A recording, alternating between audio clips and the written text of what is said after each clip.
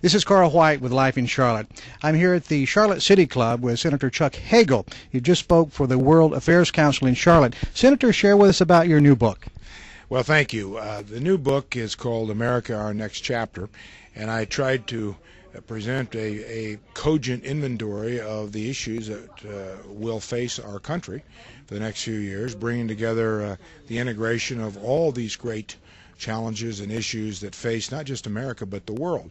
I talk a little bit about some of the things that have happened in Congress and the world the last few years, where we go from here, try to list these issues, and then produce solutions as well. I call upon some personal stories, what influenced me and how did I arrive at some of these conclusions, and I hope it's a fun read, and I really thought about it for some time before I wrote it.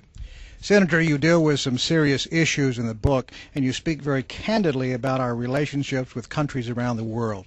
Why don't you speak to that for just a moment? We're here in Charlotte, North Carolina. What can we do as a group of people in this region to have an impact in a positive way? Well, the fact is we all, Americans and citizens of the world, live in a global community underpinned by a global economy.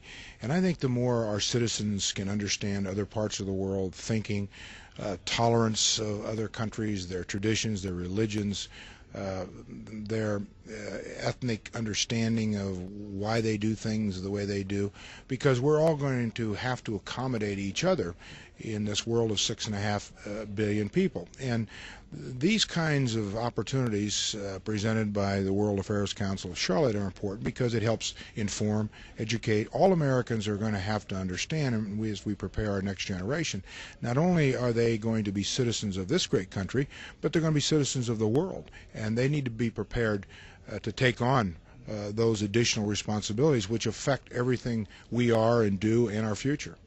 Senator, do you think this type of an approach will help us and deal with our economic difficulties now? Well, I think it will, because we are now part of a global economic pattern.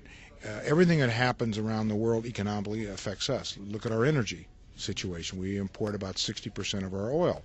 That has an effect on our costs for energy, which ripples across every sector of our economy. Our exports, other countries' exports to us, our future, our technology, our competitive position in the world, our markets, as we're always looking for new markets. That means stability, that means security, that means democracies. So it is all now woven into one fabric. Senator, your book, I assume, can be picked up at most bookstores? I think so, or I hope so. So your book tour has been going well? It has, and I'm always grateful for an opportunity to be here. I'm an admirer of this city and this state, and have been for many, many years. Thank you, sir. We're here with L.J. Stambach, the Executive Director of the World Affairs Council in Charlotte.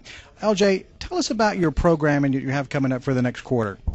Well, we're focusing on Russia in the next 2 months. We have Professor Goldman, Marshall Goldman from Harvard University in November, who's going to talk about Putin, oil, and democracy in Russia and what's happening. He's considered to be one of the most prominent experts on Russia, and we're looking forward to that. Following that, in January, we have Sergei Khrushchev, the son of Nikita Khrushchev, who is a professor at Brown University, and he's going to speak on the Soviet perspective on the Bay of Pigs and the missile crisis, and basically give us an insider's view of what was going on in the planning rooms of Kremlin at that point of time.